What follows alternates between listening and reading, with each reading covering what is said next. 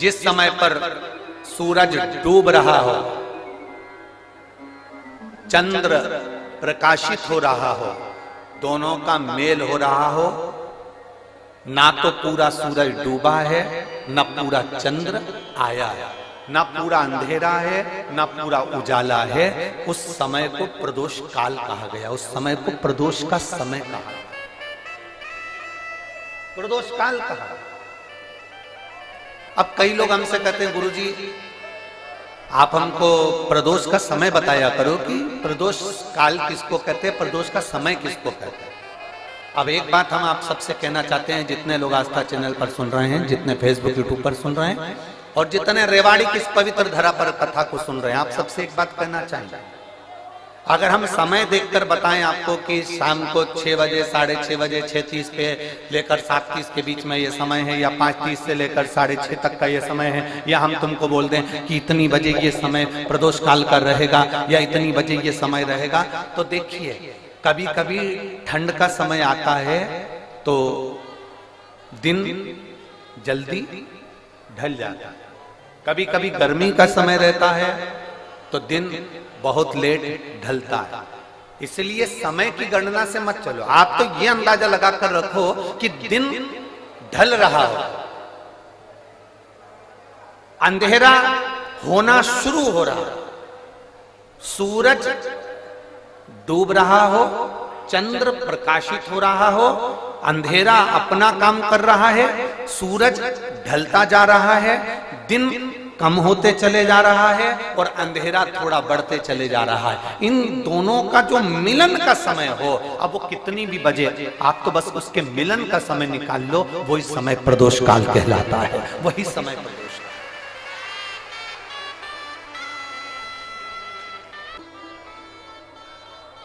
जिस प्रदोष व्रत का हम वर्णन करते हैं, जिस प्रदोष के दिन का आपको बधाई कल हमने दी थी कि प्रदोष की आपको बधाई हो, प्रदोष शाम का जो समय होता है, प्रदोष काल जो होता है, उसका वर्णन जब हम करते हैं, ये प्रदोष की पूजन का विधान किसने बनाया, ये प्रदोष की पूजन का नियम किसने बनाया, ये प्रदोष की संध्या काल का, प्रदोष के समय का पूजन का विधान कौन बनाया, ये प्रदोष के समय पर एक बेलपत्र चढ़ाने का विधान किसने बनाया, प्रदोष के समय पर एक समीपत्र चढ़ने का विधान किसने बनाया, प्रदोष के समय पर अगर मान लो कोई भिखारी से भिखारी व्यक्ति भी है जो ठेला चला रहा है, उसके पास में खाने के लिए कुछ नहीं है, फटे कपड़े पहन रहा है, उसकी जिंदगी में कुछ भी नहीं बचा और कर्जे में लदालूम हो गया, एक चावल का दाना अगर वो प्रदोष के दिन, प्रदोष काल में शाम के समय पर शंकर के शिवलिंग पर चढ़ा देता है तो 3 या 4 प्रदोष में उसका कर्जा चूकना प्रारंभ हो जाता है। प्रदोष का विधान,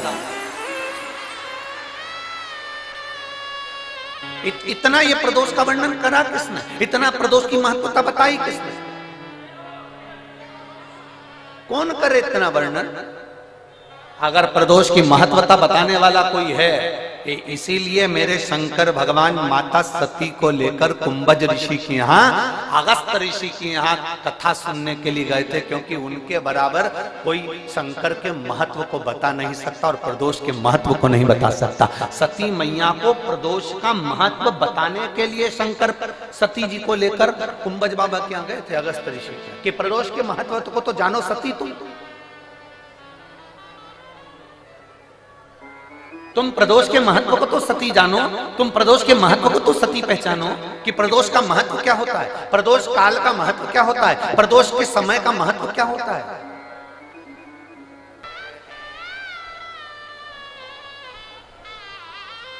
अब प्रदोष काल की पूजन का विधान किसने बनाया, कोई आपसे पूछे तो क्या बताओगे, जम के बोलो जल्दी से, कौन ने बताया था, अगस्त ऋषि। सबसे पहली प्रदोष की पूजन कौन ने करी थी। अब कोई आपसे पूछे तो आपको उत्तर देना है। 12 ज्योतिर्लिंग में से एक ज्योतिर्लिंग है ओमकारेश्वर। कौन सा ज्योतिर्लिंग है, सब बोलो, ओमकारेश्वर। विंध्य नामक पर्वत पर वो ज्योतिर्लिंग विराजमान। एक बार देवऋषि नारद भ्रमण करते करते विंध्य पर्वत पर आ गए। अब नारद जी का तो काम तुमको सबको मालूम ही है ना। नारद जी का काम तो मालूम है ना सबको, क्या काम है उनका? दुनिया के लोग कहते हैं नारद जी का काम है चुगली करने का, पर शिव महापुराण की कथा कहती है नारद जी का काम चुगली करने का नहीं है। नारद जी का काम किसी व्यक्ति को अग्नि प्रज्वलित कर कर, किसी व्यक्ति में आग प्रज्वलित कर कर, किसी व्यक्ति के हृदय को जलाकर भगवान की भक्ति को प्रकट करने की सामर्थ्यता देवर्षि नारद। लोग कहते हैं नारद जी का काम चुगली करने का है, लोग कहते हैं नारद जी का काम निंदा करने का है। निंदा करने का नहीं, निंदा के माध्यम से भगवान की भक्ति प्रकट करना। किसी के अंदर इतनी जलन उत्पन्न कर देना कि वो तप करने बैठ जाए, किसी की इतनी बड़ाई कर देना कि वो भगवान की भक्ति से जुड़ जाए। ये देवर्षि नारद का काम। दुनिया के लोग, दुनिया के कथाकार कहते हैं कि देवर्षि नारद निंदक है, देवर्षि नारद चुगलखोर है, देवर्षि नारद निंदा करते हैं। ये दुनिया के लोगों ने एक पक्ष देखा, अगर दूसरा पक्ष देखते तो मालूम पड़ता कि देवर्षि नारद निंदक नहीं है। देवर्षि नारद जो देवर्षि नारद हैं वो चुगलखोर नहीं है। देवर्षि नारद अपनी वाणी से किसी के अंदर अग्नि उत्पन्न कर कर उसको इतना अंदर से जला देते हैं कि वो भगवान को प्राप्त करने के लिए फिर कुछ ना कुछ प्रयास कर ही लेता है।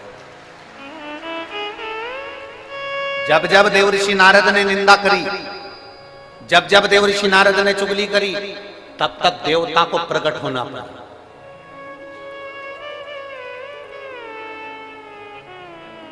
गए थे माता लक्ष्मी के पास में। देवर्षि नारद ने माता लक्ष्मी जी से कह दिया था, मैया बहुत भूख लग रही है, कुछ खाने का है क्या? बहुत तेज भूख लगी है, कुछ खाने का है आपके पास में? मैया ने अंदर से जाकर मोतीचूर का लड्डू ला कर दे दिया।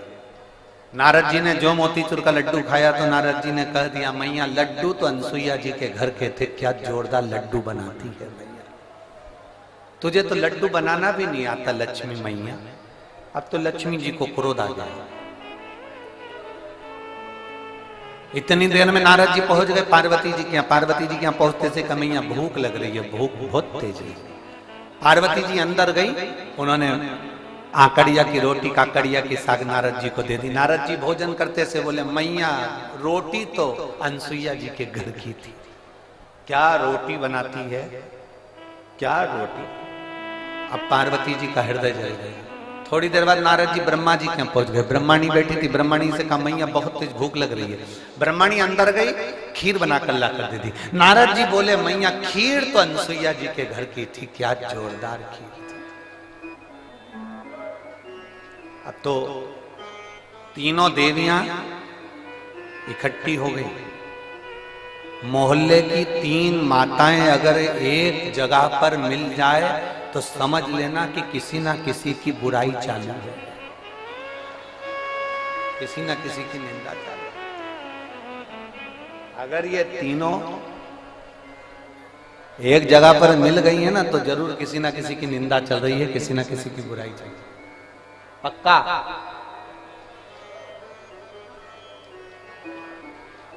इकट्ठी हो गई। तीनों देवियों ने आपस में विचार करा कि अपन तो परेशान हो गए नारद जी के कारण। अनसुईया अनसुईया अनसुईया अनसुईया, ऐसा क्या अनसुईया में? अपने अपने पतियों को परीक्षा लेने भेज दो। ब्रह्मा विष्णु महेश तीनों परीक्षा लेने के लिए चले। और जैसे ही ब्रह्मा विष्णु महेश परीक्षा लेने के लिए चले, परीक्षा लेने के लिए जैसे ही चल दिए, इतने में तीनों दरवाजे पर पहुंचकर भिक्षा मांग रहे हैं। माता भिक्षाम दे, माता भिक्षाम दे, माता भिक्षाम दे। अनसुईया जी बाहर निकल कर आए। और माता अनसुईया जब बाहर निकल कर आई और माता अनसुईया जी ने जो दर्शन किया, दर्शन करते से ही माता अनसुईया जी ने पूछा, देवताओं आपको क्या चाहिए? तो कि भिक्षा चाहिए। अनसुईया जी अंदर गई, पात्र में थोड़ी सी भिक्षा लेकर आई, अन्न का दान देने लगी। इतने देर में जब अन्न का दान देने लगी, तब उसी समय पर अनसुईया जी जब अन्न का दान दे रही थी, तब तीनों देवताओं ने खड़े होकर कह दिया, हमको भिक्षा ऐसे नहीं चाहिए,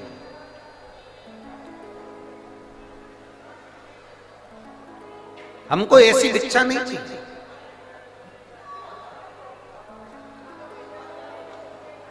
हमको ये भिक्षा नहीं,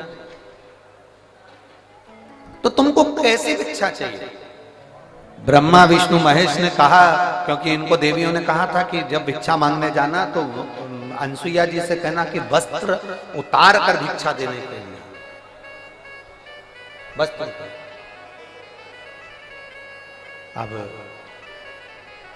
तीनों देवताओं ने कहा, मां भिक्षा तो चाहिए, मां भिक्षा तो चाहिए, पर वस्त्र उतार कर आए, वस्त्र।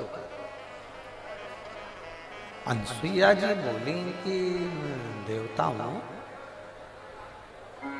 आप कह रहे हो कि अंदर का स्पीकर बढ़ाओ, अंदर आप कह रही हो कि भिक्षा चाहिए और भिक्षा चाहिए और वो भी वस्त्र उतार कर चाहिए। अनसुईया जी ने कहा, बाबा ऐसी कोई भिक्षा कोई नारी कभी नहीं दे सकती, ये भिक्षा कभी कोई नारी नहीं देगी। नारी अपने वस्त्र उतार कर कैसे भिक्षा देने आएगी? तीनों ने, जो ऋषि का रूप रखकर आए थे, साधु का रूप रखकर आए थे, उन तीनों ने कहा, मां भिक्षा तो हम ऐसे ही लेते हैं, अगर दोगी तो लेंगे, वरना भूखे रह जाएंगे, और अगर हम भूखे रह गए तो उसका दोष तुम्हें लगेगा। अनसुईया जी अंदर गई। नारद जी ने जो तीनों देवियों को अग्नि उत्पन्न करी थी, वो अग्नि आप काम कर गई। अनसुईया जी अंदर जाकर जल लाई। अगर मेरा सातित्व पक्का है, मैंने अपने पति की सेवा परमेश्वर मानकर करी है, तो ये तीनों की तीनों बच्चे हो जाए। जो जल छोड़ा, तीनों की तीनों देवता 1.5 महीने के छोड़ा हो गए, 1.5 महीने।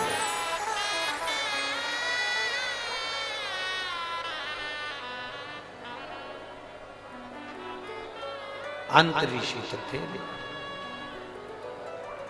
अनसुईया जी ने विश्वकर्मा जी का ध्यान कर कर चंदन का पलना बनवाया, रेशम की डोरी लगाई, तीनों देवताओं को उसमें विराजमान कर दिया, तीनों देवताओं को उसमें विराजमान कर दिया।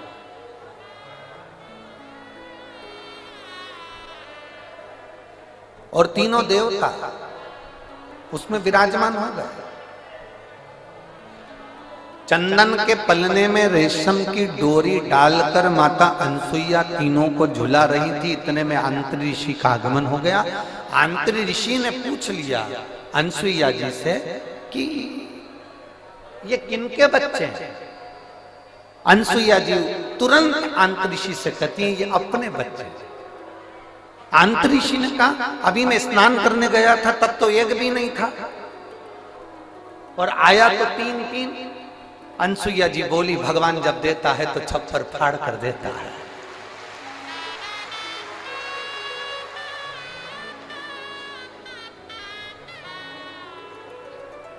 और माता अनसुईया ने डाल दिया पालना, बन कर के झूल रहे 3 देव।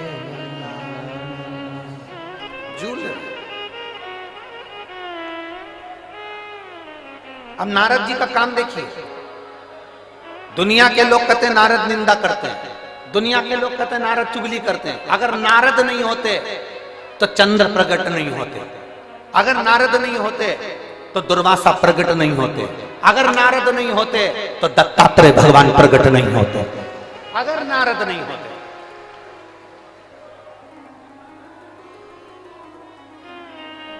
नारद जी चले, लक्ष्मी जी के पास में पहुंचे। मैया आज बड़ी बेचैन दिख रही हो। लक्ष्मी जी बोली, क्या बताएं, हुआ क्या? अपने पति को भेजा था अनसुईया जी की परीक्षा लेने के लिए, पर पते नहीं है उनके, आज बहुत दिन हो गए, दिखे नहीं मेरे को। नारद जी बोले वो तो पल्ले में झूल रहे हैं। लक्ष्मी जी बोली फालतू की बात मत कर, मेरा इतना बड़ा पति कोई पल्ले में झूलेगा, चल जहां से जा। नारद जी वहां से चले तो पार्वती जी के यहाँ पहुंच गए। पार्वती जी बहुत डिप्रेशन में थी, बहुत टेंशन था माता पार्वती जी।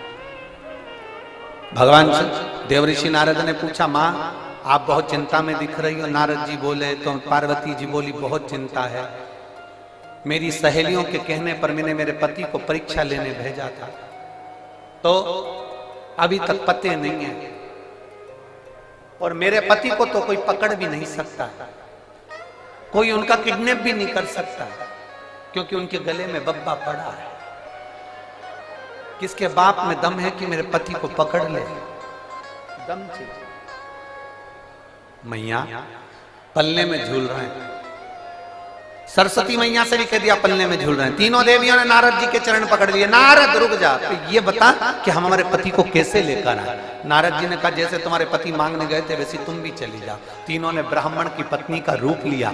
दरवाजे पर अनसुईया जी के पहुंच गई। अनसुईया जी के दरवाजे पर जाकर तीनों देवियों ने आवाज लगाई, माता भिक्षाम दे, माता भिक्षाम दे, माता भिक्षाम दे, माता भिक्षाम दे। बार बार आवाज लगाई जाए,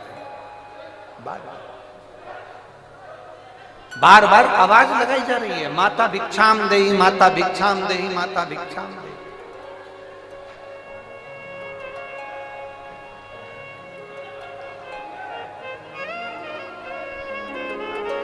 बार बार आवाज आई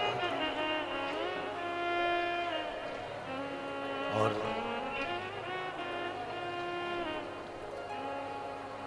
जैसे ही आवाज लगाई पार्वती मैया निकल, अनसुईया मैया निकल कर बाहर आई। जो अनसुईया मैया निकल कर बाहर आती इतने में अंतरिक्षी ने आवाज लगाई, अनसुईया कहां जा रही हो? अनसुईया रुक गई, दरवाजा बंद है, तीनों देवियां बाहर। लक्ष्मी ने पार्वती से कहा, पार्वती जरा देखो तो अंदर अपने पति हैं भी कि नहीं है। पार्वती जी ने सरस्वती से कहा तुम अंदर झांक कर देखो पति अंदर है कि नहीं है। सरस्वती मैया दरवाजे में एक छोटी सी सरंग थी, पतली सी सरंग, उस सरंग में से सरस्वती अंदर झांक कर देख रही थी।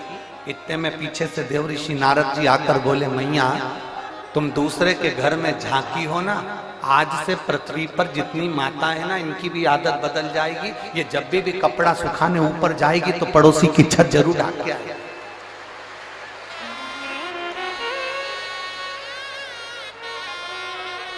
ए मैया होली पे दिवाली पे अपने यहाँ पर पपड़िया बनी कि नहीं बनी, गुजिया बना कि नहीं बना, मठरी बनी कि नहीं बनी, चकली बनी कि नहीं बनी, अपने घर पर अचार डला कि नहीं डला, अपने घर पर कुछ काम हुआ कि नहीं हुआ, इनको कोई मतलब नहीं रहेगा। पड़ोसी क्या जरूर देखेगी तूने क्या बनाया, उससे जरूर। दिवाली पर अपने यहाँ रंगोली डली कि नहीं डली से मतलब नहीं है, पर पड़ोसी की यहाँ रंगोली जरूर देखेगी उसने कौन सी बनी। क्योंकि माँ आप झांकी हो, आप झांकी हो, इसलिए ये गुण आ जाएगा। लोग जब सुना थोड़ी देर बाद माता अनसुईया जी ने दरवाजा खोला। जैसे दरवाजा खोला तीनों देवियां चरणों में पड़ गई। तीनों देवियां। अंतरिक्षी ने अनसुईया जी से पूछा ये कौन है? अनसुईया जी बोली ये अपनी बहुएं हैं। आंतरी ऋषि बोले बेटे इतने इतने से बहु साथ साथ हाथ। इतने में तुरंत अनसुईया जी ने तीनों से कहा तुम्हारे ससुर जी हैं, पांव पड़ो, पांव पड़ो जल्दी से। तीनों देवियों ने आंतरी ऋषि के चरण छुए।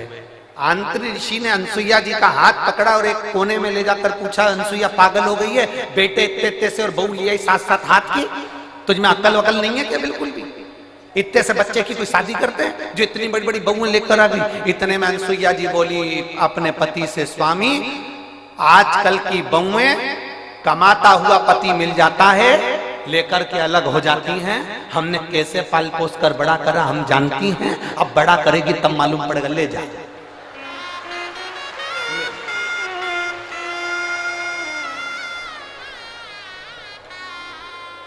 अब तीनों देवियां तीनों देवताओं को देखकर टेंशन में आ गई। लक्ष्मी जी बोली मेरा कौन सा है, और पार्वती जी बोली मेरा कौन सा है, सरस्वती जी की मेरा कौन सा है। तीनों एक एक बच्चे को उठाती है, घुमा घुमा के देखती है।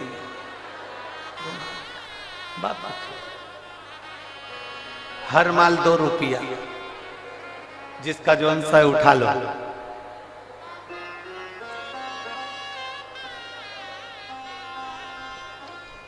अब उठाएं किसको? लक्ष्मी जी सबसे पहले बोली कि देखो सबसे पहले मैं विद्वान भी हूं और चतुर भी हूं, और मैं अपने पति को छांट सकता हूं। जो ज्यादा विद्वान होता है, जो ज्यादा चतुर होता है, सब्जी के ठेले पे वही सड़ी हुई भिंडी लेके आता है।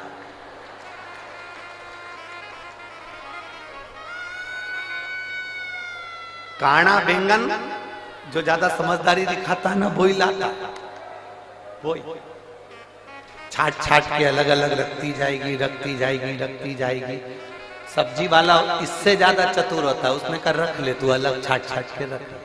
इसने जैसी अलग छाट के रखा, थैली में भरा, भरने के बाद थैली इधर बाजू में रख दी, और जो सड़ा हुआ था उसकी थैली उसके हाथ में टिका दी।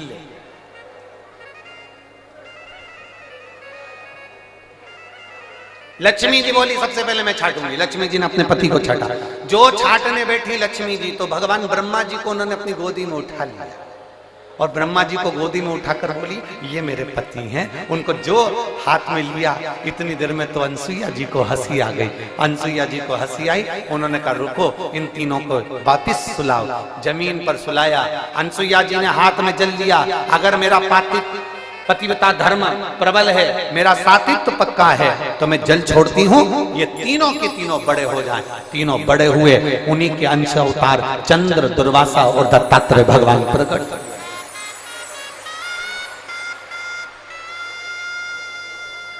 उन्हीं के अंश। और महाराज, दुनिया के लोग कहते हैं कि देव ऋषि नारद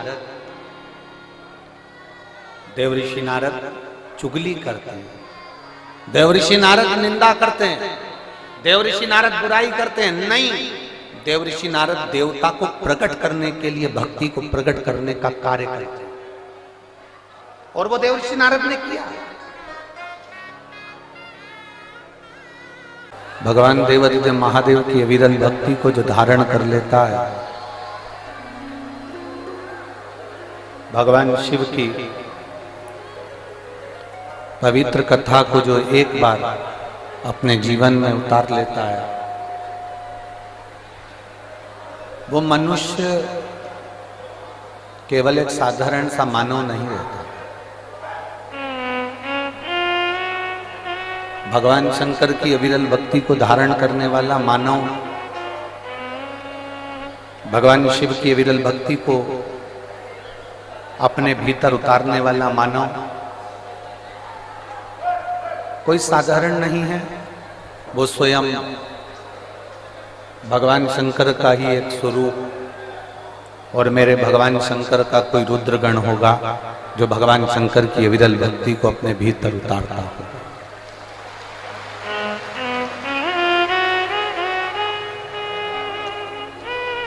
वो कहते हैं ना कि बिना जले भभूति नहीं मिलती, बिना जले भभूति नहीं मिलती, और बिना चले अनुभूति नहीं मिलती। जब तक आप चलोगे नहीं इस पथ पर, तब तक आपको अनुभूति का कोई महसूस ही नहीं। जिस दिन आपने भगवान शंकर के पथ पर चलना प्रारंभ कर दिया, जिस दिन आपने भगवान शंकर को एक लोटा जल समर्पित करना प्रारंभ कर दिया, जिस दिन आपने भगवान शिव की अविरल भक्ति को धारण करना प्रारंभ कर दिया, जिस दिन आपने भगवान शंकर के मूल मंत्र चाहे पंचाक्षर हो नमः शिवाय, चाहे षडाक्षर हो ओम नमः शिवाय, या श्री शिवाय नमस्तुभ्यम, किसी भी मंत्र का जाप यदि आप एक लगन से, किसी भी मंत्र का जाप जब आप एक हृदय से, अपने चित्त से, अपने मन से जब करना प्रारंभ कर दोगे तो ये निश्चित है कि तुम उस समय पर अकेले नहीं रहोगे, वो देवता देवाधिदेव महादेव तुम्हारे साथ चल रहे हैं। बिना जले भभूति नहीं मिल सकती। गाय के गोबर को, कंडे को भी जलना पड़ता है तब वो भभूति बन पाता है, लकड़ी को जलना पड़ता है तब वो भभूति बन पाती है, कोई सामग्री को जलना पड़ता है तब जाकर वो भभूति बन पाती है। बिना जले भभूति नहीं मिलती और बिना चले अनुभूति नहीं मिलती। बिना चले आपको अनुभूति का अनुभव नहीं होगा। कई लोग कहते हैं कि हम शंकर भगवान को नहीं मानते, हम शिव जी पर एक लोटा जल नहीं चढ़ाते, हम शंकर भगवान का स्मरण नहीं करते, हम देवी को नहीं मानते, हम देवता को नहीं मानते, हम इसको नहीं मानते, हम राम को नहीं मानते, हम कृष्ण को नहीं मानते। ये दुनिया के लोग हैं जो फालतू की बात कर सकते हैं, क्योंकि उन्होंने अभी इस पथ पर चले नहीं। जिस समय पर एक साधारण मनुष्य इस पथ पर चलना प्रारंभ कर देता है तब उसको मालूम पड़ जाता है कि शंकर का शिव नाम है क्या, श्री शिवाय नमस्तुभ्यम में है क्या, भगवान शंकर की विरल भक्ति में है क्या, भगवान के भजन में है क्या, तब उसको ज्ञात होने लगता है। और तेरी कृपा बिना न हिले एक भी अणु, लेते श्वास तेरी कृपा से तनु तनु, बखान क्या करूं मैं राखों के ढेर का, चपटी भभूत में खजाना कुबेर का, हे गंगाधार मुक्ति द्वार ओमकार तू, भोले ओमकार तू, आयो शरण तिहार शंभु तार तार तू। बिना चले अनुभूति नहीं हो सकती। आप इस पथ पर जब चलेंगे, आप जब शंकर जी के मंदिर जाना प्रारंभ करेंगे, आप जब शिव जी को एक लोटा जल चढ़ाना प्रारंभ करेंगे, आप जब भगवान शंकर का गुणगान करना प्रारंभ करेंगे, आप जब भगवान शिव की अविरल भक्ति को धारण करना प्रारंभ करेंगे, आप जब श्री शिवाय नमस्तुभ्यम मंत्र बोलना प्रारंभ करेंगे, आप जब एक बेलपत्री उठाकर भगवान शंकर पर चढ़ी हुई खाना प्रारंभ करेंगे, तब तुम्हें अनुभव होगा कि इस पथ पर चलने का लाभ क्या होता है, भगवान शंकर की भक्ति का लाभ। शिवलिंग को केवल शिवलिंग मत मानो। भगवान शंकर के शिवलिंग को केवल शिवलिंग मानने की गलती ना करिए। भगवान शंकर के शिवलिंग को केवल शिवलिंग ना समझिए। तुम्हारे घर में जो भगवान शंकर का लिंग विराजमान है, भगवान शंकर का शिवलिंग विराजमान है, उसको केवल शिवलिंग मत समझिए। उसको केवल शिवलिंग समझने का प्रयास ना करिए। भगवान शंकर का अगर शिवलिंग आपके घर में विराजमान है, भगवान शंकर का शिवलिंग आपके घर में शिवालय में विराजमान है, भगवान शंकर का शिवलिंग आपके घर के पास में कोई मंदिर में विराजमान है, भगवान शंकर का शिवलिंग यदि आपके नजदीक में विराजमान है, तो ये समझ लेना कि वो शिवलिंग नहीं है, वो शंकर का केवल शिवलिंग नहीं है। ये समझ लेना कि कोई बड़ा दुनिया का सबसे बड़ा हॉस्पिटल तुम्हारे घर के अंदर और तुम्हारे घर के नजदीक में विराज।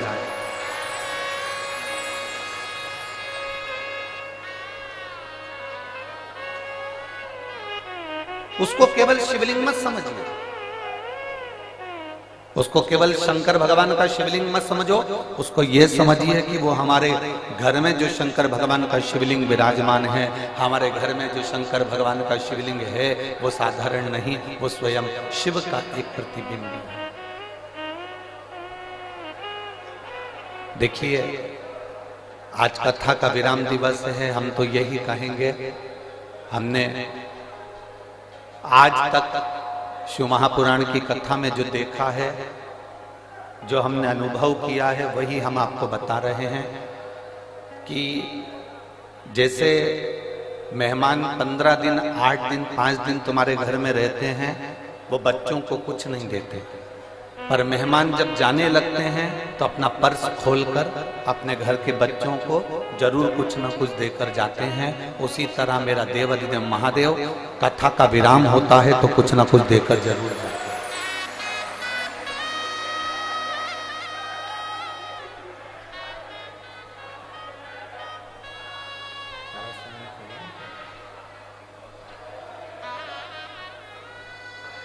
जितना प्रेम से कथा सुन सकते हो उतना प्रेम से कथा सुनिए। बहुत पूरी रात आप लोगों ने इस कथा का इंतजार किया, पूरी रात हो गई आप लोगों को।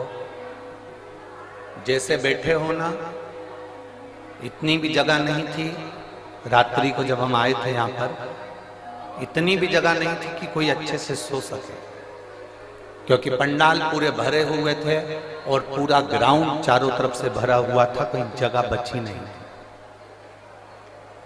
पूरी रात आपको केवल शिव महापुराण के इंतजार में निकल गई।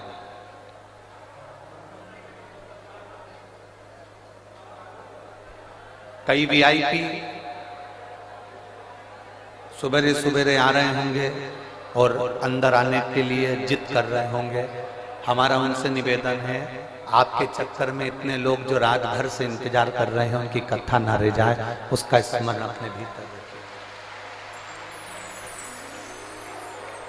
ये जो पूरी रात से इंतजार कर रहे हैं, आपके चक्कर में इनकी कथा ना रह जाए, इसलिए आपको जहां जगह मिले वहां बैठकर सुनो। जिद मत करो कि हमको आगे जाना है या आगे बैठना है या हमें आगे पहुंचना है, जहां मिल जाए।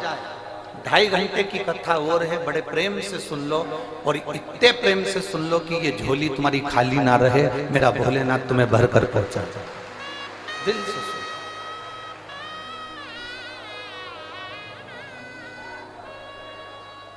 शंभु शरण मागू घड़ी दुख काटो, दया करी दर्शन आपो।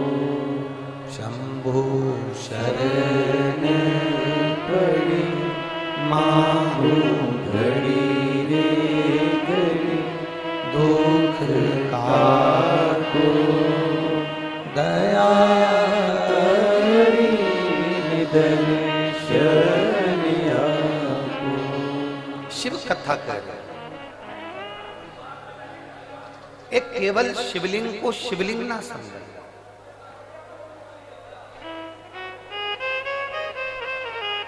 अगर एक छोटा सा भी शिवलिंग आपके घर में विराजमान है तो समझ लें कि वो बड़ा सा बड़ा हॉस्पिटल तुम्हारे घर में विराजमान है। छोटा सा शिवलिंग नहीं है,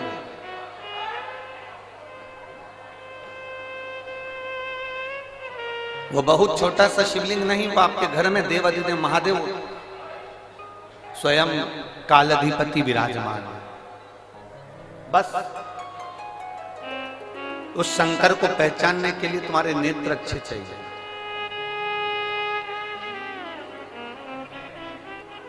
सब्जी बनाने से पहले, आलू बनाने से पहले आलू को धोते हो कि नहीं धोते हो? जम के बोलो जरा।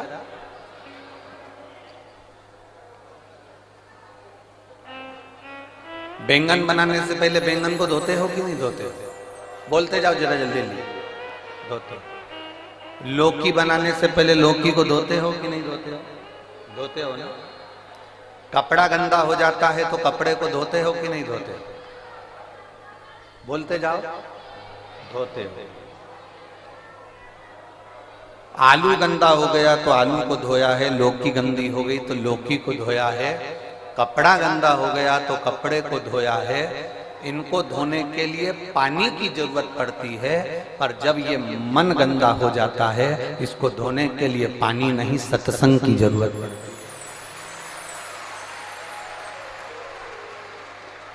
जब ये मन भटकने लगे, जब यह मन तुमको लगने लगे कि ये भटक रहा है, ये केंद्रित नहीं हो रहा, ये भगवान की विरल भक्ति की ओर जा नहीं रहा, तब इसको कहीं शिव पुराण की कथा में ले जाकर बिठा दो।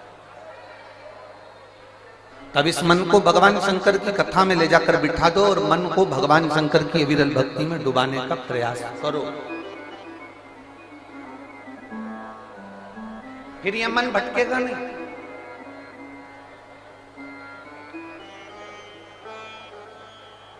अगस्त ऋषि की एक कथा थी।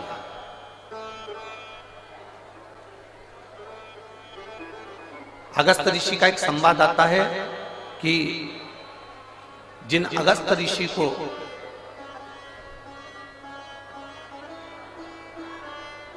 जिन्होंने पूरे समुद्र को चुल्लू में भरकर पी लिया,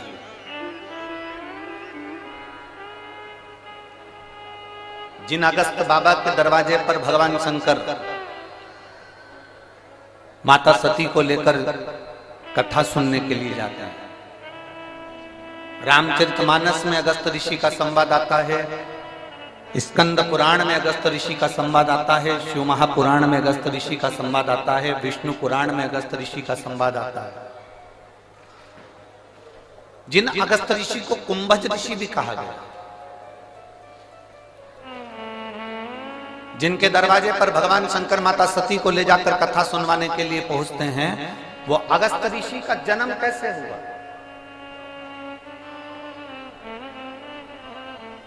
वो अगस्त ऋषि ने कोई बहुत बड़ा तप करा था जो अगस्त ऋषि बन गए?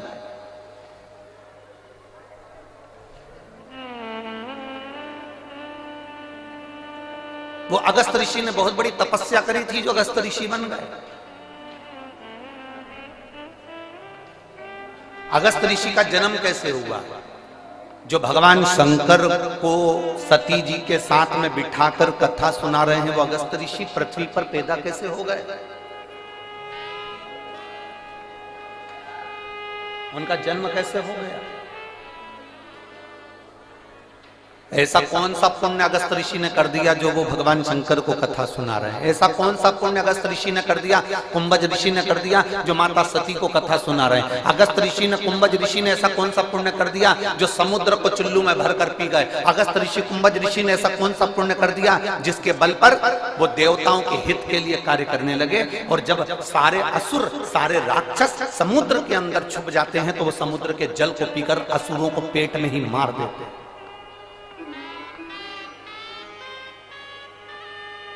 वो कुंभज बाबा, वो अगस्त ऋषि का जन्म कैसे हुआ? स्कंद पुराण कहते हैं प्रभास क्षेत्र में, स्कंद पुराण कहती है प्रभास क्षेत्र में एक भगवान शंकर का बड़ा सुंदर शिवालय है जिसका नाम वैश्वानरेश्वर है।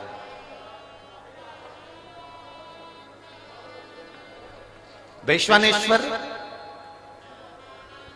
शिवलिंग का एक बड़ा सुंदर प्राचीन, बहुत प्राचीन कहते हैं, हजारों हजारों वर्ष पहले का वो शिवलिंग है, बहुत प्राचीन। कई वर्ष निकल गए, हजारों हजारों वर्ष। कहते हैं जिस समय पर काशी का निर्माण था उस समय पर शंकर पार्वती जब भ्रमण के लिए निकले थे तो वैष्णेश्वर शिवलिंग का निर्माण उन्होंने खुद किया प्रभास से।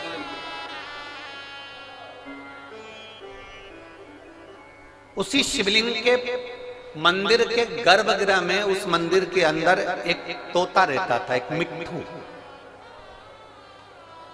एक तोता घोंसला बना लिया था। उसकी धर्म पत्नी वो तोते की धर्म पत्नी, वो मिट्ठू की धर्म पत्नी, वो शुक्र की धर्म पत्नी भी उसके साथ में रहती थी। दोनों साथ में।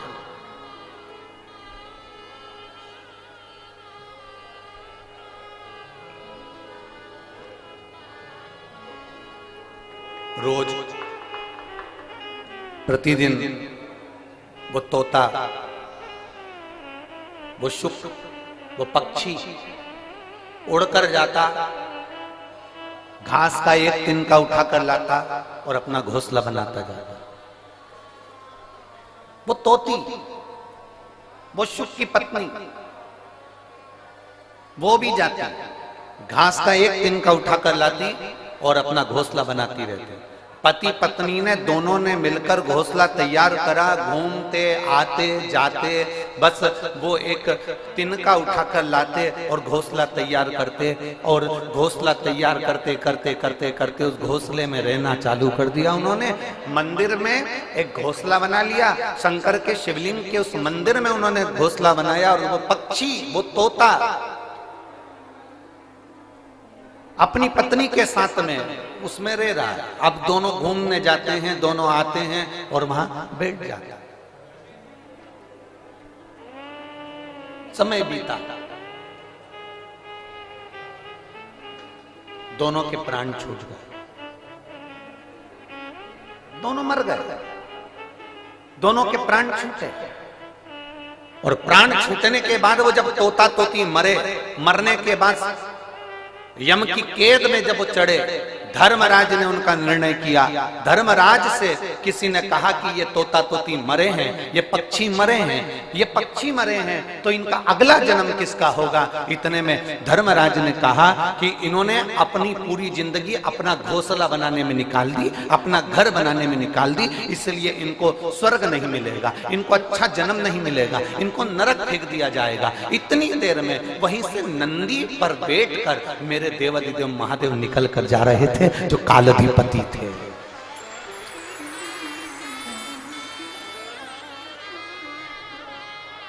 मेरे देवाधिदेव महादेव निकल कर जा रहे थे, जो कालाधिपति थे। उन्होंने जो तोता तोती को देखा तो पहचान गए कि ये मेरे तो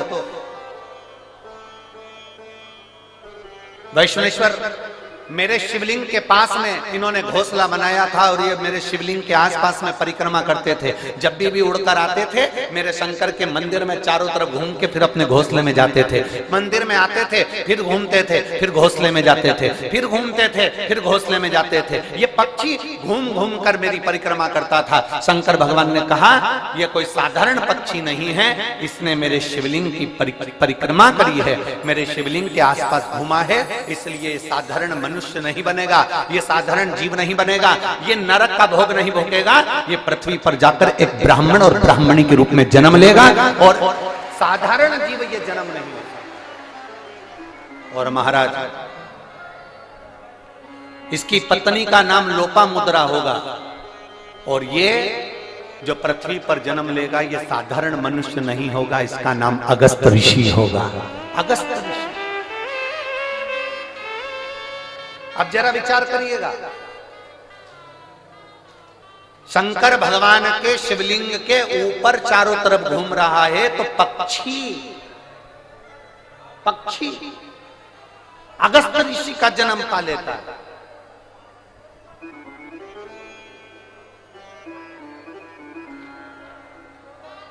अपने स्थान पर बैठकर भगवान देवाधिदेव महादेव से दिल से प्रार्थना, भाव से बाबा देवाधिदेव महादेव से विनय करें, निवेदन करें, प्रार्थना करें। जहां जगह मिले वहां बैठकर भगवान शिव से अपने मन की बात है। आज कथा का विराम दिवस है, दिल से बाबा से कहकर जाए, दिल से सब प्रार्थना करें, भाव से बैठकर। जिनको श्री शिवाय नमस्तुभ्यम आता है, वो उच्च स्वर में यहां तक आपकी आवाज पहुंचे, इस भाव से बोले।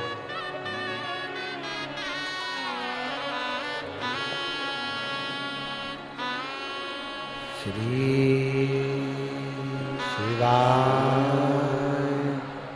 नमस्तु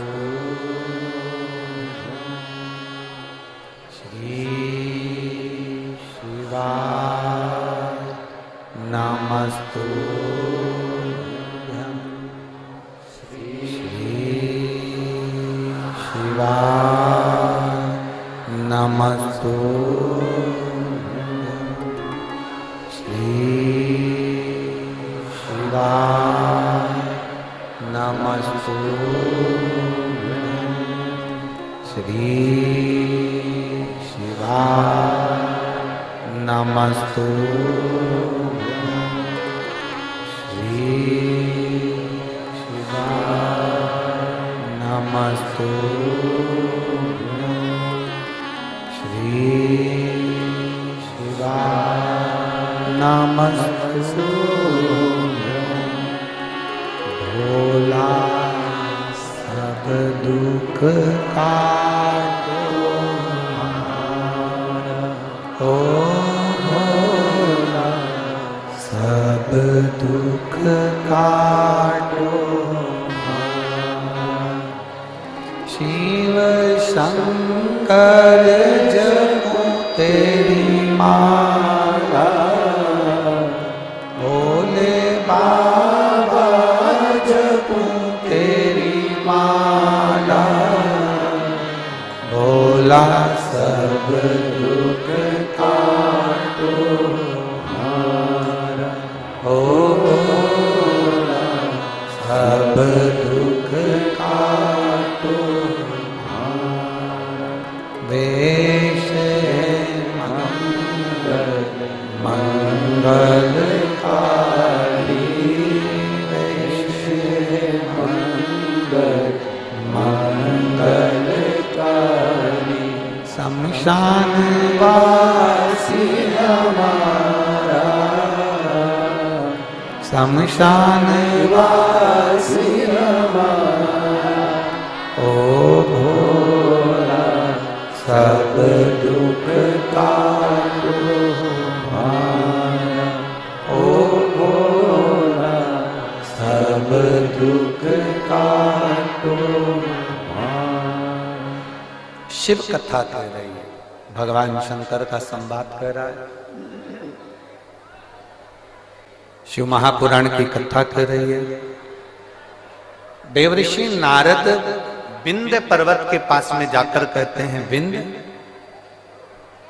तुझ में और सुमेरु पर्वत में बहुत अंतर है। विंध्य तू इतना विशाल नहीं है जितना सुमेरु पर्वत विशाल है। अब विंध्य पर्वत को तो क्रोध आ गया। जब विंध्य पर्वत को क्रोध आया तो विंध्य पर्वत ने विचार करा कि अब कुछ भी हो जाए, मुझे इतना ऊंचा बनना है, इतना ऊंचा बनना है कि देवता तक मेरा पर्वत की श्रृंखला पहुंच जाए। अब मुझे इतना ऊंचा जाना है, अब मुझे इतना ऊंचा पहुंचना। विंध्य ने अपना विस्तार करा, सुमेरु पर्वत से भी ऊंचा विंध्य पर्वत पहुंच गया।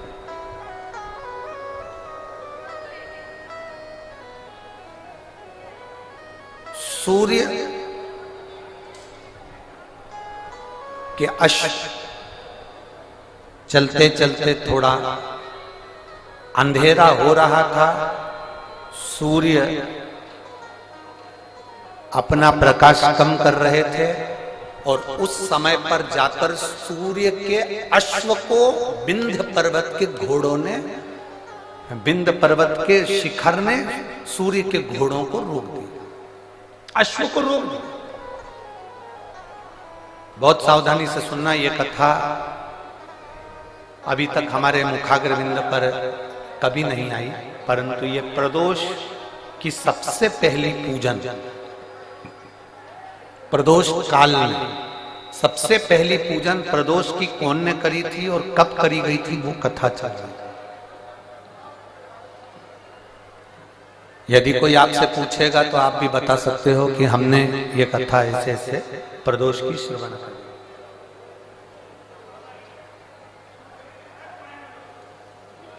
एक सुख का अनुभव कराती है प्रदोष की पूजा।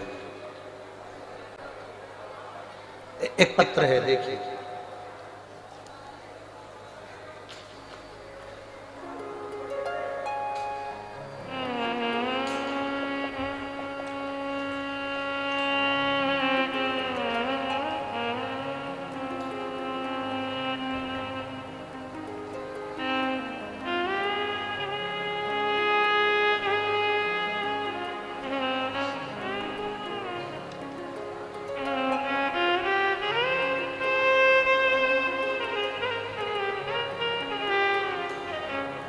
मेरा नाम अंशु,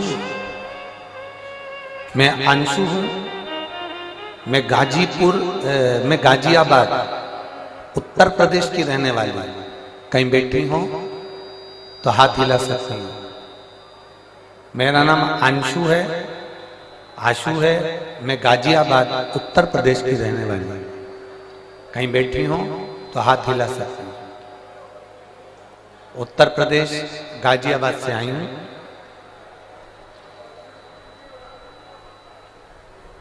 गुरुदेव, मेरी छोटी बेटी के जन्म के बाद मेरी छाती से दूध बहना बंद नहीं हुआ। जब मेरी छोटी बेटी का जन्म हुआ, जन्म होने के बाद से मेरी छाती से दूध बहता रहा।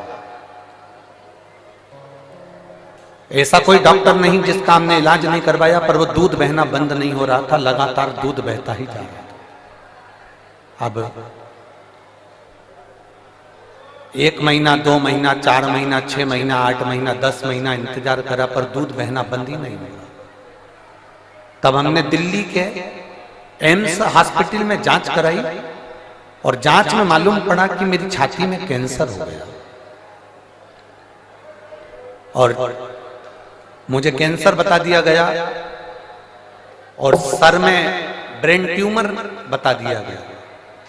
अब डॉक्टर ने कहा कि कैंसर तो तुमको हो गया है और ब्रेन ट्यूमर भी है, पर इसका ऑपरेशन बहुत जरूरी है। 16 मार्च 2024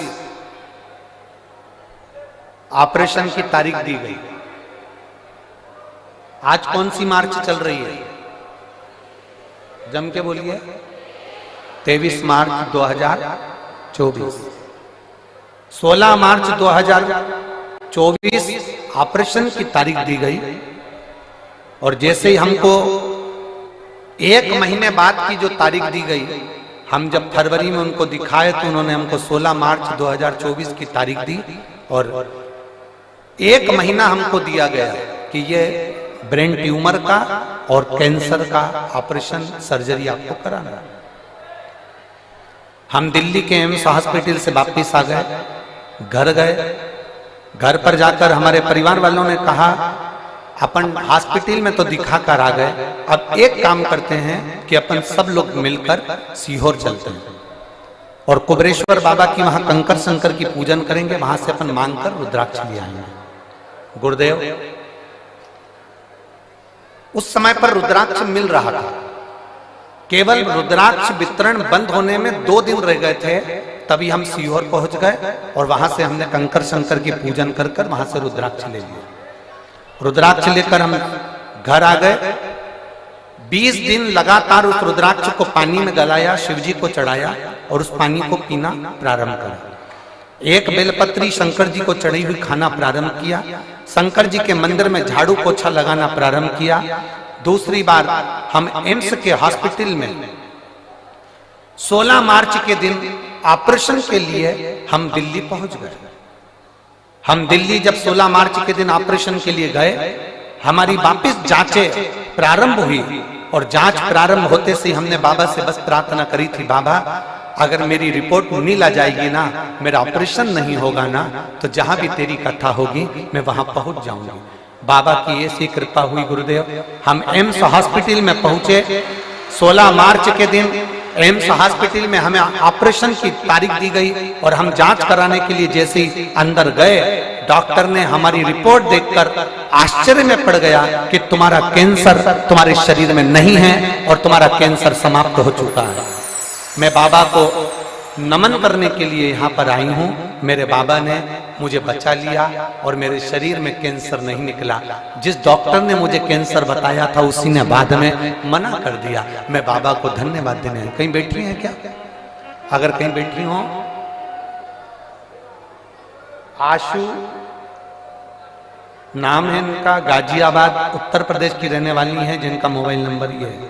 शिव तत्व। एक पत्र और है।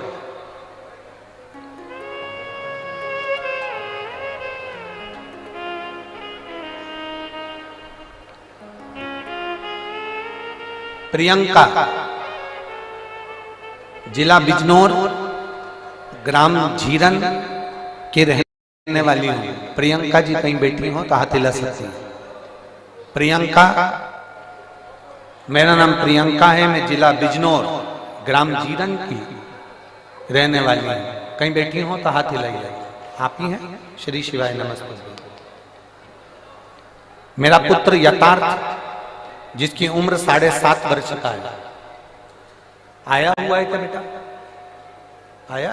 लिया लिया लिया।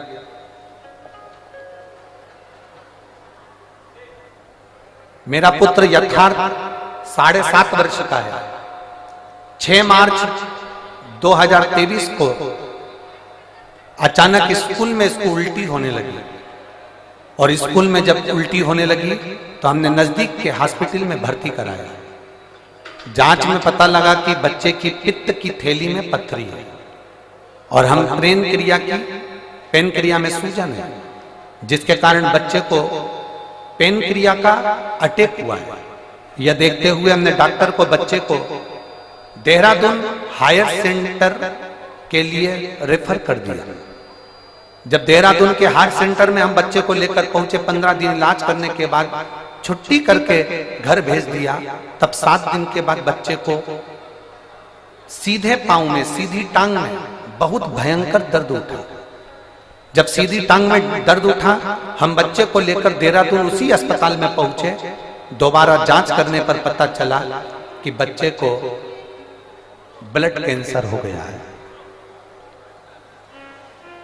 एक्यूट ल्यूकेमिया ब्लड कैंसर नामक एक बीमारी से ग्रसित हो गया। गुरुजी, जब यह सुनकर हम बहुत दुखी हो गए, तब डॉक्टर ने सलाह दी कि हमारे यहाँ पर बीमारी के डॉक्टर उपलब्ध नहीं है। इस बच्चे को जोक वाला कैंसर हुआ है, इस कैंसर की बीमारी के हमारे पास डॉक्टर नहीं है। आप देहरादून से इसको ले जा सकते हैं। आप बच्चे को आगे के इलाज के लिए दिल्ली ले जाओ। सर, गंगाराम अस्पताल के लिए हम बच्चे को दिल्ली लेकर आ गए। वहां पर हमने बोन मैरो टेस्ट कराया और बीमारी क्लियर हो गई कि इसको वो बीमारी है और कैंसर की बीमारी के कारण बस ये बच्चा तकलीफ में आ गया। अब करें तो करें क्या? डॉक्टर ने कहा दवाई देकर देखते हैं, अगर ठीक हो जाए, थोड़ा बहुत अंतर आ जाए तो ठीक है, नहीं तो ये बीमारी, इसको जो कैंसर हुआ है इसका इलाज सरल नहीं है। बच्चे की स्थिति में सुधार होना बहुत कठिन हो गया। जब बच्चे की स्थिति में सुधार नहीं आया, तब हमने पशुपतिनाथ का व्रत करना प्रारंभ करा और पशुपतिनाथ का व्रत करते करते ही बच्चे को ना जाने कितनी समस्याएं सामने आकर खड़ी हो गई। कहीं उसका बीपी गड़बड़ हो रहा है, कहीं उसका दिमागी दौरा पड़ने लगा, शुगर का लेवल गड़बड़ हो गया, उसको डेंगू हो गया। पशुपति व्रत तो चल ही रहे थे गुरुजी, और उसके साथ में बच्चे को ये तकलीफें और बढ़ गई। अब करे तो करे क्या? इतने घबरा गए। हमने सोचा था कि बच्चे को पशुपति व्रत करेंगे तो थोड़ा सा रोग समाप्त होगा, पर इसको तो बीपी भी हो गया, दिमागी दौरा भी गड़बड़ हो गया, शुगर का लेवल भी गड़बड़ हो गया, डेंगू भी हो गया और इसको बार बार हॉस्पिटल में भर्ती कराना पड़ रहा था। पर हिम्मत नहीं है हरि गुरुदेव। आप कहते हो ना, बाबा कुछ ना कुछ अच्छा जरूर करेगा और बाबा जरूर सुनेगा। हमने फिर वापिस पशुपति व्रत करा और व्रत करते करते हम सीहोर चले गए और सीहोर जाकर कुबरेश्वर धाम का रुद्राक्ष लेकर आए और वहां से कंकर शंकर की पूजन कर कर एक कंकर को उठा लाए। हम रुद्राक्ष गलाकर शंकर जी पर जल चढ़ा देते, बेलपत्री बच्चे को खिला देते।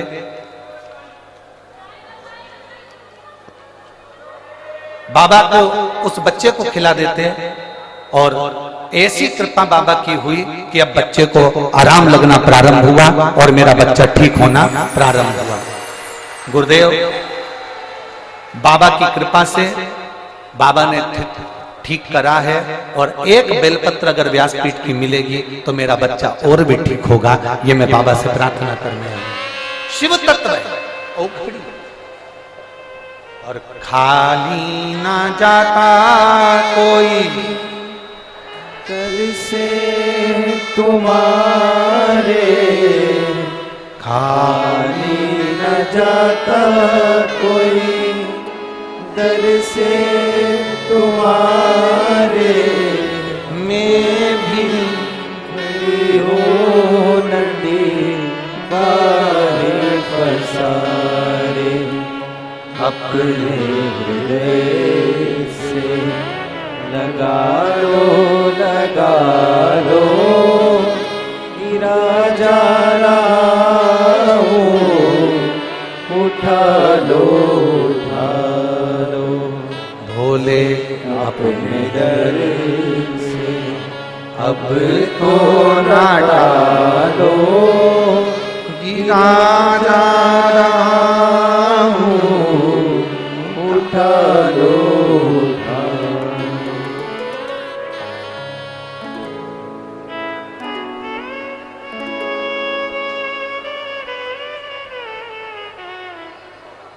एक पत्र और बड़ा अच्छा है।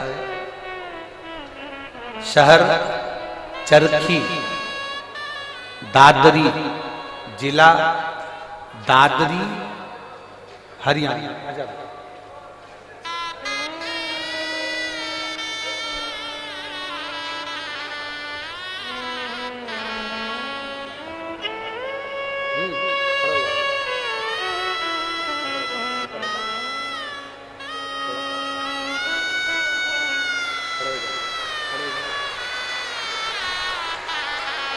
ठीक है, शंभो बोलो श्री शिवाय, श्री शिवाय नमस्ते।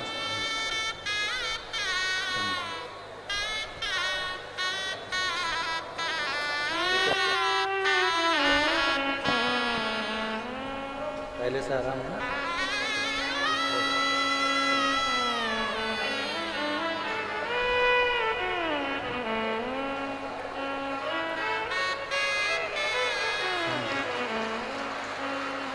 शहर चरखी, दादरी, जिला दादरी, हरियाणा। नाम ओमपति। फोन नंबर मेरा ये है। कहीं बैठी हो तो हाथ हिला सकते हैं, कहीं बैठे हो तो हाथ हिला सकते हैं। आप ही ने लिखा है, एक बार हाथ हिला दो। श्री शिवाय नमस्ते। शहर चरखी, दादरी, जिला दादरी, हरियाणा। ओमपति। फोन नंबर ये है। मेरे भाई के लिए गुरुदेव मैं वर्णन करना चाहती हूँ। शिव बाबा का क्या वर्णन करूं। मेरे भाई को 2023 से कैंसर हो गया है। उसका इलाज जिंदल हॉस्पिटल हिसार में चल रहा है। नाक में कैंसर हुआ, नाक का ऑपरेशन करवाया, फिर गले में कैंसर हो गया। गले में कैंसर हुआ। 2 साल से मैं आपकी कथा सुन रही हूं। मैंने मेरे भाई से कहा कि अगर डबल से कैंसर हो रहा है तो तू सीहोर जा, रुद्राक्ष ला और उस रुद्राक्ष को पानी में गलाकर शिव जी को चढ़ाकर पीना प्रारंभ कर। मैं मेरे भाई की तरफ से यहाँ पर दंडवत करने के लिए, प्रणाम करने के लिए आई हूँ, कथा सुनने के लिए आई हूँ। हम लोग रुद्राक्ष लेने के लिए सीहोर चले गए और वहां से रुद्राक्ष लेकर आए। जब रुद्राक्ष लेकर आए, भाई की एक रिपोर्ट, एक ऑपरेशन और डॉक्टर ने बोल दिया था वो कराना था, जो कि 12 मार्च 2024 को वो ऑपरेशन होना था। हमने बाबा से प्रार्थना करी, अगर बाबा आप संभाल लोगे तो मैं कथा सुनने के लिए पंडाल में जाऊंगी। मेरे भाई की जब दूसरी रिपोर्ट हमने जब जिंदल हॉस्पिटल में दिखाया तो 12 मार्च के दिन रिपोर्ट में आया कि इसकी सारी रिपोर्ट नील है और ये बालक अब ठीक हो गया है, इसका कैंसर समाप्ति का। एक बार हाथ हिला दो बहन, बधाई आपको। इसके लिए एक बेलपत्र ले जाओ, आजा आजा, एक बेलपत्र इसके लिए ले जाओ। शिव है वो औघड़ी है और खाली ना जाता कोई दर से तुम्हारे, खाली न जाता कोई दर से तुम्हारे, मैं भी खड़ी हूँ बाहें पसारे, अपने हृदय से लगा लो, गिरा जा रहा हो, उठा लो, भोले अपने दर से अब तो न टालो, गिरा जा रहा हो, उठा लो। एक शिव भक्ति को जगाइए।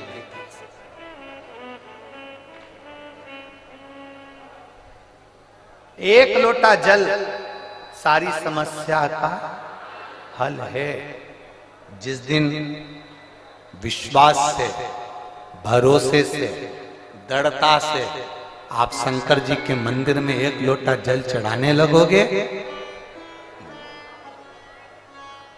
भरोसा रखकर जिस दिन बेलपत्र को खाने लगोगे,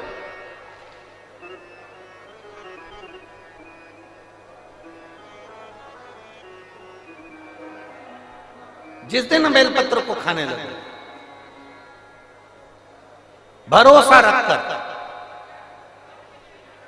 जिस दिन भगवान शंकर की भक्ति में तुम डूबने लगोगे, उस दिन तुम्हारी जिंदगी की सारी बीमारी, सारा दुख, सारी तकलीफ मेरे काल अधिपति महाकाल राजा की।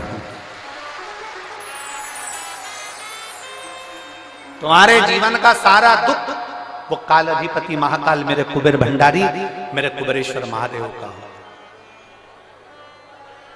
एक निवेदन हम जरूर करेंगे, कभी मौका लगे, कभी मौका लगे, इस पंडाल में बोलकर जाना बाबा से कि बाबा मुझे ऐसा धन देना कि एक बार मैं भी कुबेरेश्वर धाम सीहोर आ सकूं और तेरे धाम में आकर कथा सुन सकूं, कंकर शंकर की पूजन कर सकूं, वहां का रुद्राक्ष ले सकूं, कभी कभी। और जरूरी नहीं है कि वहां का रुद्राक्ष केवल बीमारी के लिए काम आता है ना, कभी जिंदगी में कुबेरेश्वर धाम जाना और रुद्राक्ष मांग कर लेकर आना। और हम तो कहेंगे जितने कथा सुनने वाले हैं सारे श्रोताओं से निवेदन करेंगे, लाल धागे में उस रुद्राक्ष को अपने गले में धारण कर कर रखो, जिंदगी में कभी हार नहीं होगी, आगे बढ़ते ही जाओ। चाहे महिला हो चाहे पुरुष हो, चाहे महिला हो चाहे पुरुष हो, गले में रुद्राक्ष होना जरूरी है, पहनो। कई लोग कहते हैं हम तुलसी की माला पहनते हैं, रुद्राक्ष पहन सकते, क्यों नहीं? किसने मना करा? कौन से शास्त्र में लिखा है, कौन सी वेद में लिखा है, कौन से पुराण में लिखा है कि तुलसी को पहनने वाले रुद्राक्ष नहीं पहन सकते, या रुद्राक्ष को पहनने वाले तुलसी नहीं पहन सकते?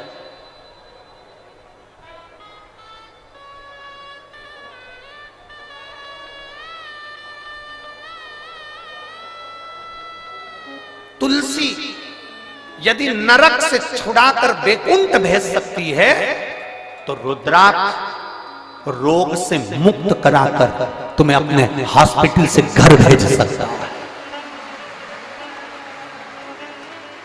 एक रुद्राक्ष, और वो रुद्राक्ष नहीं है, वो मेरा शंभु है, वो मेरा शंकर, मेरा ओघड़ी, मेरा त्रिकालदर्शी, मेरा कैलाशी, मेरा विनाशी।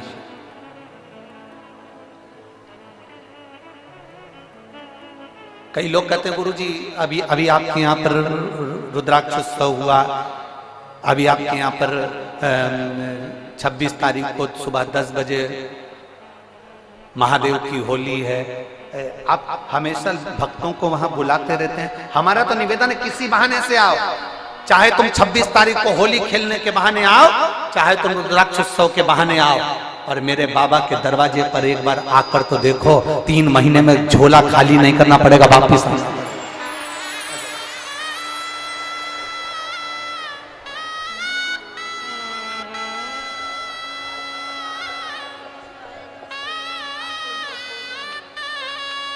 आपकी है और ये आपके भैया को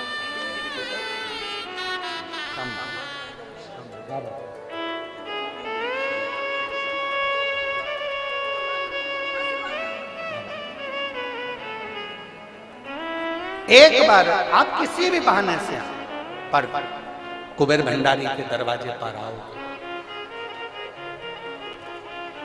अगस्त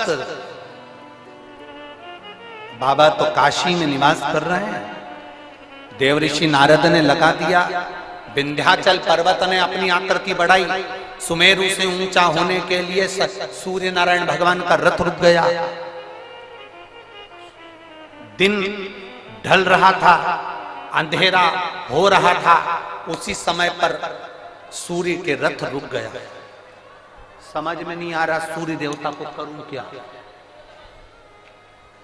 वो प्रदोष काल था, वो प्रदोष का समय था, वो प्रदोष की घड़ी थी, वो प्रदोष का पल था, जिस समय पर सूर्य ढल रहा था और रात्रि हो रही थी।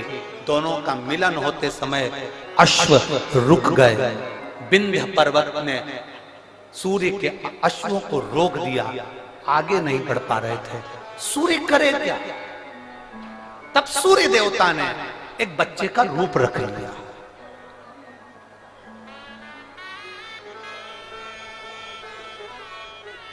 ये दुनिया के लोगों को मालूम होना चाहिए कि पहला प्रदोष का उपास व्रत, प्रदोष की पूजन किसने करी है। ये आपकी आराधना में, आपकी चित्तवृत्ति में आना चाहिए कि प्रदोष के दिन एक चावल का दाना चढ़ाने वाला कभी गरीब नहीं हो सकता, कभी भिखारी नहीं हो सकता, कभी दरिद्र नहीं हो सकता।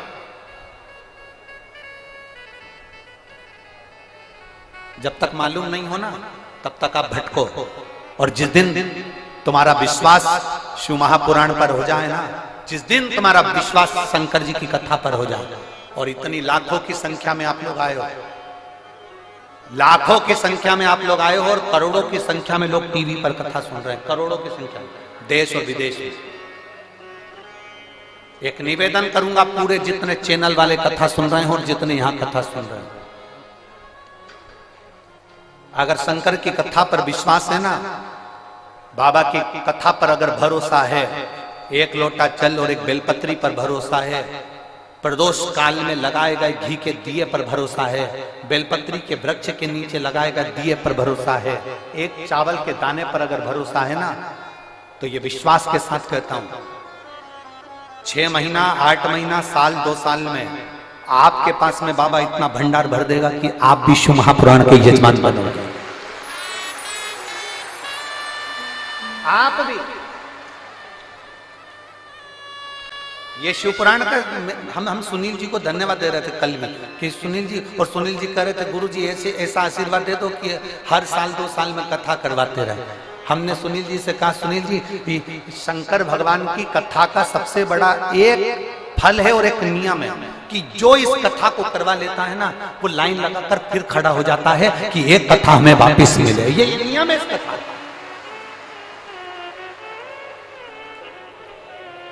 भटिंडा पंजाब में अमरजीत सिंह जी ने कथा करवाई, वो 2 बार खबर कर चुके कि वापिस कथा दो हमारे पंजाब के लिए।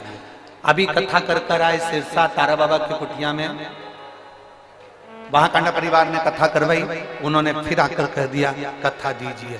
सुनील जी, हम आपको भी कहते हैं, आप तो अभी बोल रहे हो कि कथा दीजिए, पर बाबा की कृपा, ये नियम है कथा का। जो एक बार जजमान बन जाता है मेरा बाबा, उसको इतना देना चालू करता है। और केवल जजमान से मतलब नहीं है, जो दिल से पंडाल में बैठकर दिल से सुन ले, 5 दिन की हो, 7 दिन की हो, आसन लगाया, वहीं पर सो रहा है, वहीं बैठ रहा है, वहीं खा रहा है। दुनिया के संत बाहर तप करते हैं, तुम यहाँ बैठकर शौचालय के लिए भी जाना है ना तो 50 बार विचार करते हो, जाऊंगी ना तो अंदर कैसे आऊंगी, वॉशरूम जाऊंगी तो कैसे आऊंगी। पानी ज्यादा नहीं पीते हो क्योंकि मेरे को वॉशरूम जाना पड़ेगा, ज्यादा खाते नहीं हो कि मुझे शौचालय के लिए जाना पड़ेगा। बार बार तुम अपनी इंद्रियों को कंट्रोल में रखते हो। जो एक संत, साधु, सन्यासी, तपस्वी, साधक, उपासक, कुंभ के मेले के जो संत, पर्वतों पर बैठकर जो संत साधना करते हैं, वो साधना शिव महापुराण के पंडाल में बैठकर मेरी माता और मेरे भाई करते हैं। आप इतना भोजन नहीं करते कि आपको बार बार शौचालय के लिए जाना पड़े, आप इतना पानी नहीं पीते कि आपको बार बार वॉशरूम के लिए जाना पड़े। आप अपने शरीर को, अपनी इंद्रियों को केंद्रित कर कर रखते हो, क्योंकि जाऊंगी ना इतना बाहर निकल कर जाऊंगी तो वापिस आने में टाइम लगेगा, मैं कथा छूट जाएगी, जगह कोई ले जाएगा। अपनी इंद्रियों को कंट्रोल में कर रहा। इतना तो कोई साधु नहीं कर सकता, इतना तो कोई संत नहीं कर सकता, इतना तो कोई सन्यासी नहीं कर सकता।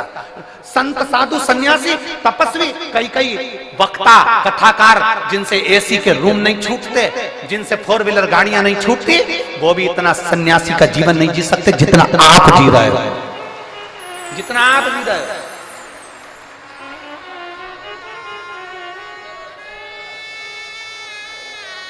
एक संत का भाव है आपका। गर्मी लग रही है, टेंट हिल रहा है, हवा चल रही है, टेंट उखड़ रहा है, पाइप गिर रहे हैं, कहीं कुछ प्रॉब्लम चल रही है, और उस बीच में तुम्हारा विश्वास, 5 दिन के लिए रेवाड़ी आई हूं, मेरे बाबा के भरोसे आई हूं, मेरा बाबा तेरे दरवाजे पर मैं आई हूं ना मेरे कुबेर भंडारी, तो मेरे दरवाजे पर तू भी आएगा, ये मेरा विश्वास लेकर आए,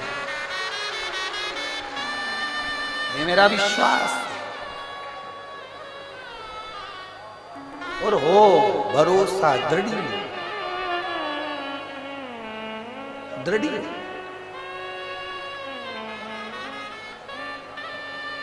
वो कहते हैं ना, तुझसे मिलने के लिए तेरी कसम,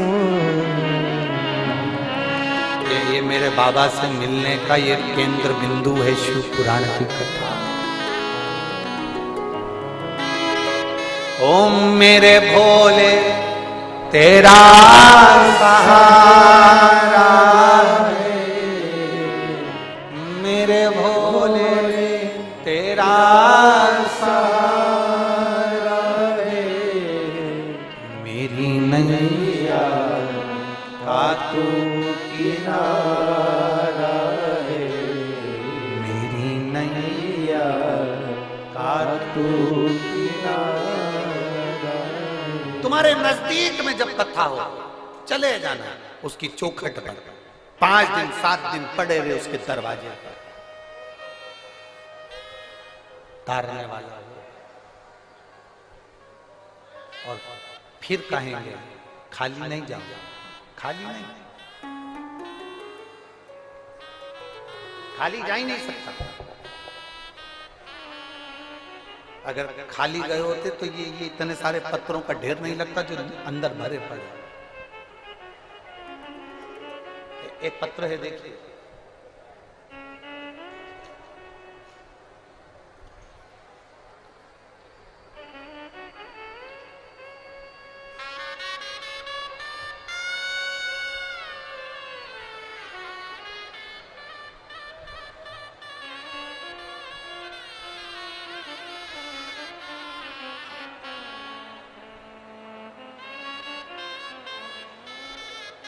विष्णु कुमार मिसोदिया, मैं धोबी समाज से हूं,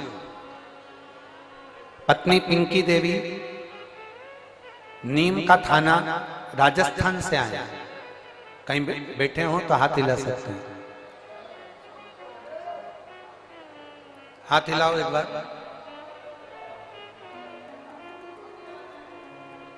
कहीं बैठे हो तो हाथ हिला सकते हैं, दिख गए? ऐसा हाथ हिला तो दिख जाओ। हाँ ठीक है, दिख गया, दिख गया, ठीक है, वो वाले पंडाल में, हाँ दिख गए, ठीक है। मैं विष्णु कुमार सिसोदिया धोबी समाज से हूँ, पत्नी पिंकी देवी नीम का थाना राजस्थान से हूँ। बाबा के एक लोटे जल का मैं क्या वर्णन करूं। मेरा बेटा 7 साल से सरकारी नौकरी की तैयारी कर रहा था। 7 साल से उसका एग्जाम ना क्लियर हुआ, ना वो आगे बढ़ा। बेटा आखिरी में निराश हो गया। जब बेटा निराश हुआ तो मार्ग से भटकना चालू हो गया।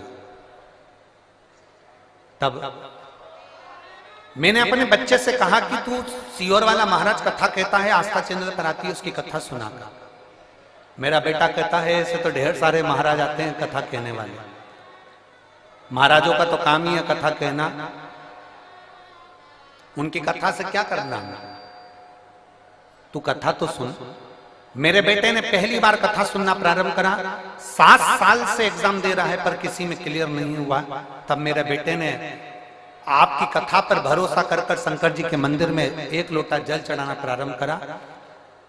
जो मंदिर में फूल पत्ती रहते थे उससे मंदिर के भगवान शंकर का श्रृंगार करना प्रारंभ करा। आज मैं बाबा को धन्यवाद देने के लिए आई हूं। जिस बेटे का विश्वास कभी देवता के प्रति नहीं था, आज आपको इतना मानता है, क्योंकि उसका दिल्ली पुलिस में उसका सिलेक्शन हो गया और बाबा की कृपा से उसका ज्वाइनिंग लेटर आ गया। मैं बाबा को यहां धन्यवाद देने के लिए आया। बधाई बहन आपको, एक बार हाथ हिला दो। श्री शिवाय नमस्ते। ठीक है बैठिए, बधाई। शिव तत्व है, लोग हिम्मत हारते हैं। शिव महापुराण की कथा कहती है हिम्मत हारने की जरूरत नहीं है। अगर भरोसा पक्का है भगवान देवाधिदेव महादेव पर, अगर तुम्हारा भरोसा प्रबल है तो हिम्मत नहीं है।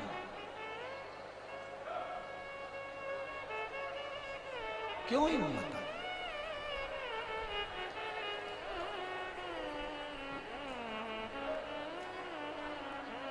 शंभु शरणे माऊ घड़ी रे घड़ी दुख कारो, दया करीन दर्शन आपो। शंभु शरण पड़ी मांगो घड़ी रे घड़ी दुख काटो, दया करीन दर्शन आपो। शिव तत्व की प्राप्ति हो। एक बार भगवान शंकर की अविरल भक्ति को धारण कर कर देते। ढोंग से दूर हो जाओ, प्रपंच से दूर हो जाओ, छल से दूर हो जाओ, बेईमानी से दूर हो जाओ, प्रपंच से दूर हो जाओ। दुनिया के लोग तुम्हें बहुत सारा आडंबर कर कर तुम्हें खींचने का प्रयास करेंगे, पर आज की पीढ़ी पढ़ी लिखी पीढ़ी है। आज की पीढ़ी विद्वत्ता की पीढ़ी है। और हम फिर निवेदन करेंगे तुम्हें आडंबर में नहीं फंसना, तुम्हें ढोंग प्रपंच में नहीं फंसना, तुम्हें ढकोसले में नहीं जाना, तुम्हें अंधविश्वास की ओर नहीं जाना। कहीं मत जाओ। कोई तुमसे कहे कि यहां आ जाना मैं तुम्हारा ये काम कर दूंगा, वहां आ जाना मैं तुम्हारा ये काम कर दूंगा, ना ना ना ना, कहीं मत जाओ।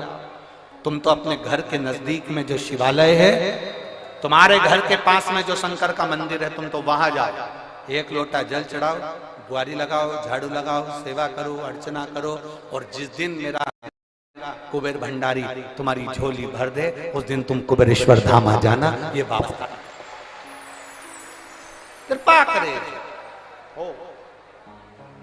और इतना दे मेरा कुबेर भंडारी, तुम्हारे को इतना झोलियों में भर दे कि तुम भी अपने नगर में, अपने गांव में, अपने शहर में शिव महापुराण की कथा करने के लिए लालायित रहो। ये शिव अपने स्थान पर बैठकर भगवान देवाधिदेव महादेव से अपने दिल की बात बड़े भाव के साथ, आनंद के साथ में कहिए। दिल से प्रार्थना करिए बाबा से।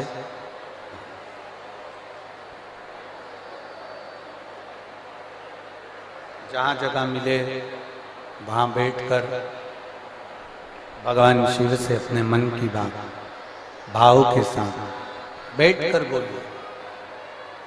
जितने कार्यकर्ता खड़े हैं वो भी बैठकर प्रार्थना करें, क्योंकि बार बार कोई रेवाड़ी में कथा तो हो नहीं रही।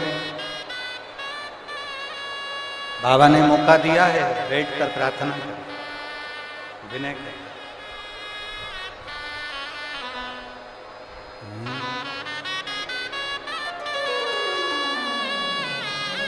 दिल से निवेदन कर, दिल से प्रार्थना, बाबा से दिल से, भाव से बाबा से प्रार्थना।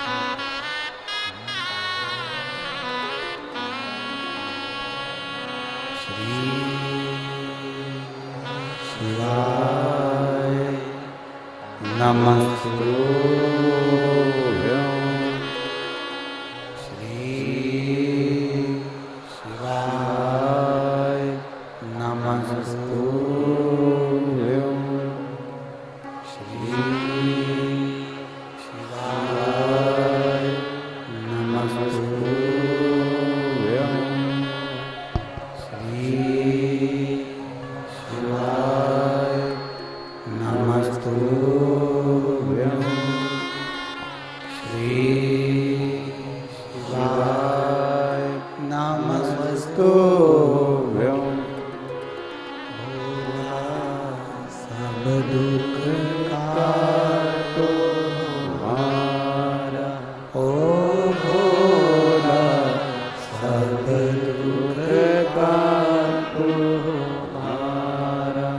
शिव शंकर जपो तेरी माला, भोले बाबा जपो तेरी माला।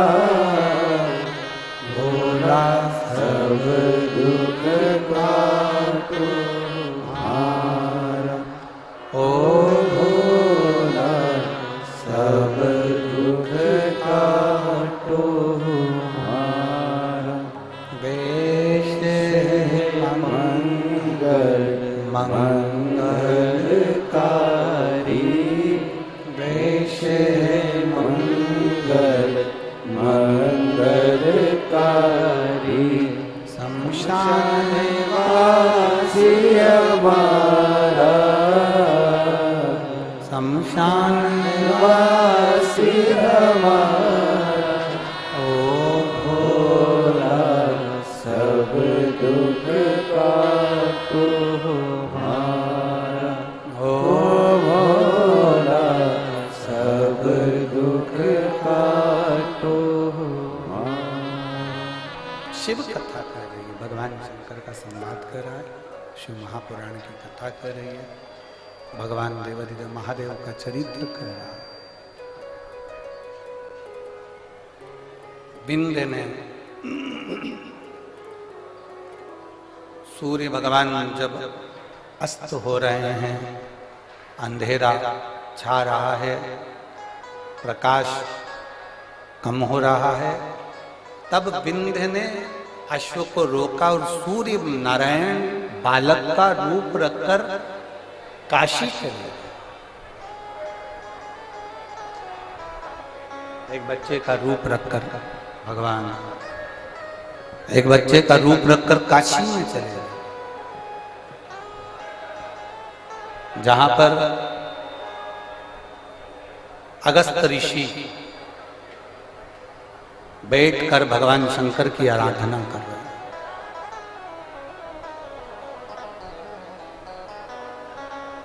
जिस जगह पर अगस्त ऋषि बैठकर भगवान शंकर की आराधना कर रहे हैं, अगस्त ऋषि ने भगवान शिव का शिवलिंग का निर्माण किया। भगवान शंकर के शिवलिंग का निर्माण अगस्त ऋषि करते हैं। वहीं पर पहुंच जाते हैं सूर्य नारायण भगवान, निवेदन करते हैं, प्रार्थना विनती, आप कृपा करिए। अगस्त बामा ने पूछा कि तुम कौन हो? भास्कर देव सूर्य नारायण बच्चे का रूप रखे हुए थे, तो वो अपने असली स्वरूप में प्रकट होकर कहते हैं, मैं सूर्य नारायण।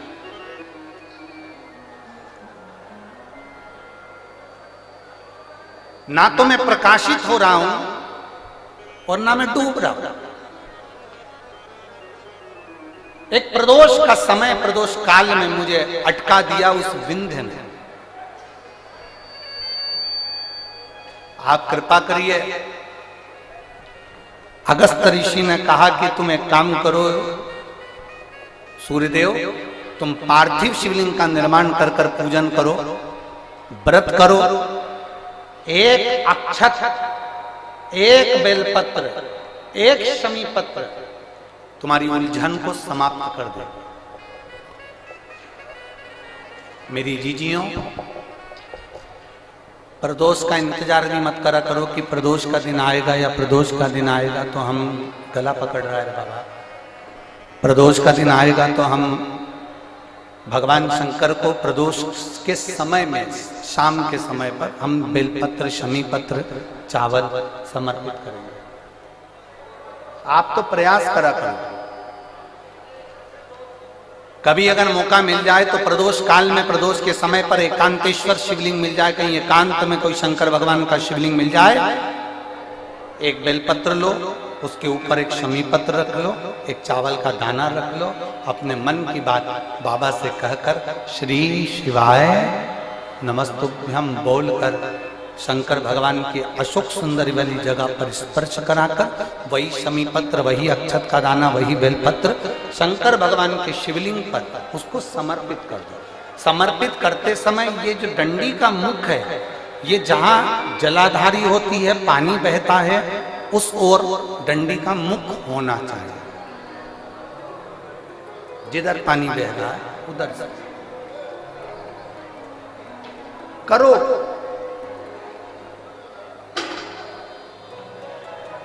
प्रदोष काल में करी गई आराधना, प्रदोष काल में किया गया भजन, केवल प्रदोष के दिन ही नहीं, प्रदोष काल में कभी भी शंकर को याद करो। वैसे तो शंकर भगवान को याद करने के लिए कोई समय निश्चित नहीं किया गया कि इस समय शिव जी को याद करना। मौत का और महाकाल का आने का समय कभी निश्चित नहीं होता। मौत आने का समय भी निश्चित नहीं होता, कब व्यक्ति की मृत्यु हो जाए, कब प्राण छूट जाए, कब बीपी शुगर कभी गड़बड़ हो जाए, कब किसको कौन सा रोग हो जाए, कब किसी को अटैक आ जाए, कोई समय का भरोसा नहीं है। मौत का जैसे समय नहीं होता, उसी तरह महाकाल के भजन का, शंकर भगवान के गुणगान का, शिव जी की भक्ति का कोई समय नहीं है। तुम जब पुकारो, मेरा देव अधिदेव महादेव तुम्हारे सामने खड़ा है। तुम जब पुकारो, बोल बम का नारा है, बाबा एक सहाय, सारी समस्या का हल एक लोटा जल। तुम जब उसको पुकारोगे तब वो तुम्हारे सामने आकर खड़ा। सूर्य नारायण ने पुकारा, सूर्य नारायण ने पुकारा। अब सूर्य नारायण तो पुकारने में लग गए, बोलने में लग गए। अगस्त ऋषि ने जाकर विंध्य पर्वत से कहा कि तुम अपनी आकृति को छोटा करिए, देवताओं को कष्ट हो रहा है। तब विंध्य पर्वत ने अपनी आकृति छोटी करी। सूर्य देवता भगवान शंकर का साधुवाद करे। शंकर भगवान ने आकर सूर्य नारायण को दर्शन दिया। भगवान देवाधिदेव महादेव ने कहा, सुनो भास्कर देव, सूर्यदेव, तुमने मेरी आराधना प्रदोष के समय पर अपने अश्वों को रोककर मेरी आराधना करी है। भास्कर देव, सूर्यदेव, संसार का कोई मनुष्य प्रदोष के दिन, प्रदोष काल में जब मुझे पुकारेगा, केवल मेरे नाम का उच्चारण कर कर मुझे पुकारेगा, शंकर भगवान कहते हैं उसी क्षण मैं उसके नजदीक में पहुंच जाऊं। उसी क्षण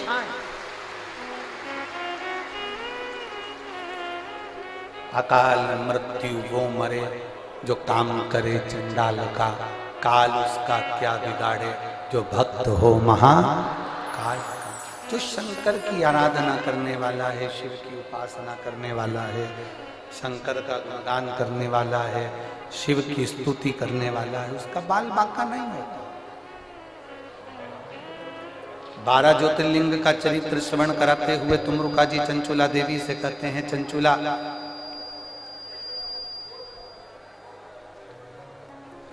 प्रथम सोमनाथ जी का वर्णन करते हुए कहा, चंद्र को काया का रोग हो गया था जिसको देवादिदेव महादेव ने मुक्त किया।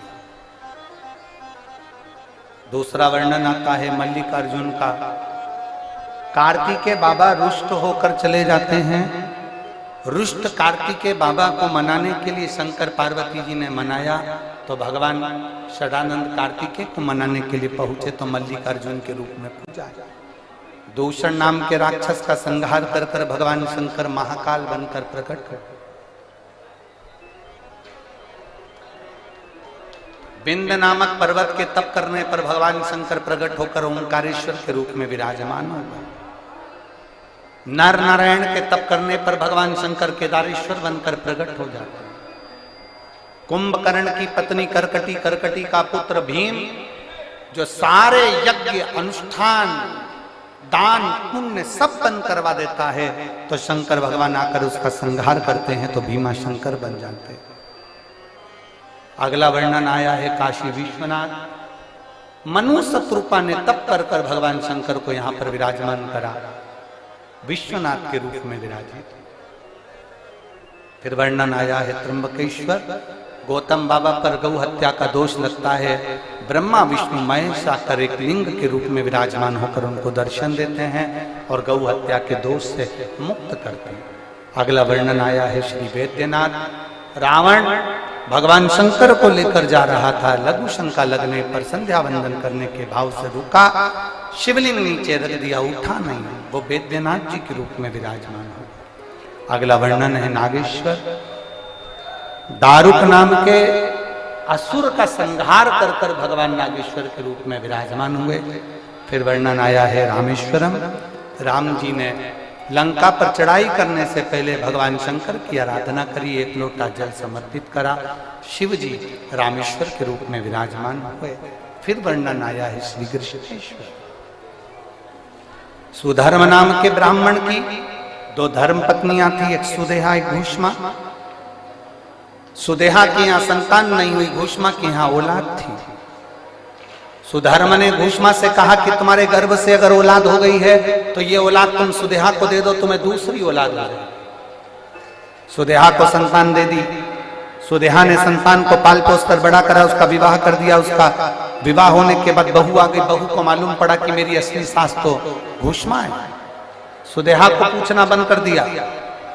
सुदेहा को क्रोध आ गया, अपने बेटे के तलवार से टुकड़े कर कर कपड़े में बांधकर तालाब में फेंक दिया।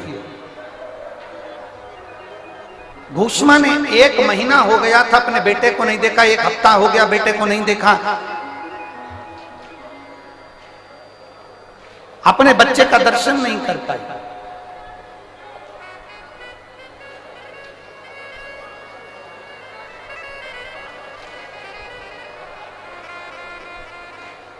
और जब अपने बच्चे का दर्शन नहीं कर पाई घूष्मा, जब अपने बेटे का दर्शन नहीं करा घूष्मा ने, तब पार्थिव शिवलिंग का पूजन कर कर विसर्जन कर रही है। और पार्थिव शिवलिंग का विसर्जन करते हुए उसके मन में आया मेरे बेटे का दर्शन हो। बाबा देवादिदेव महादेव ने उसके बेटे को, मरे हुए बेटे को वापिस जीवित करा और शिवजी कृष्णेश्वर महादेव के नाम से विख्यात। ये 12 ज्योतिर्लिंग का चरित्र जब तुमरुका जी कह रहे हैं, चंचुला देवी का पति बिंदुक प्रेत योनि से मुक्त हो जाता है, चंचुला अखंड सौभाग्यवती होकर पति के धाम को चली जाती है। शिव महापुराण की कथा कहती है, भगवान देवादिदेव महादेव की यह 5 दिवसीय शिव कथा तुमरुका जी कहते हैं, देवादिदेव महादेव अपने मस्तक की बेलपत्र उतार कर शिव पोथी को समर्पित करते हैं। देवादिदेव महादेव से प्रार्थना करिए,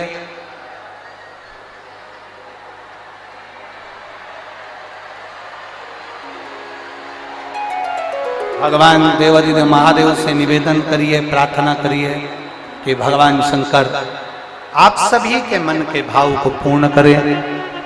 ये पवित्र कथा रेवाड़ी की पवित्र भूमि पर हो रही थी, जो आज विराम की ओर जा रही है। लाखों की संख्या में आप लोग पहुंचे हैं रेवाड़ी की इस पवित्र भूमि पर। एक बार श्री सुनील जी मूसेपुर जी के लिए एक बार जोरदार ताली बजाकर स्वागत वंदन साधु का, जिन्होंने इस पवित्र कथा का आयोजन यहाँ करवाया। हर हर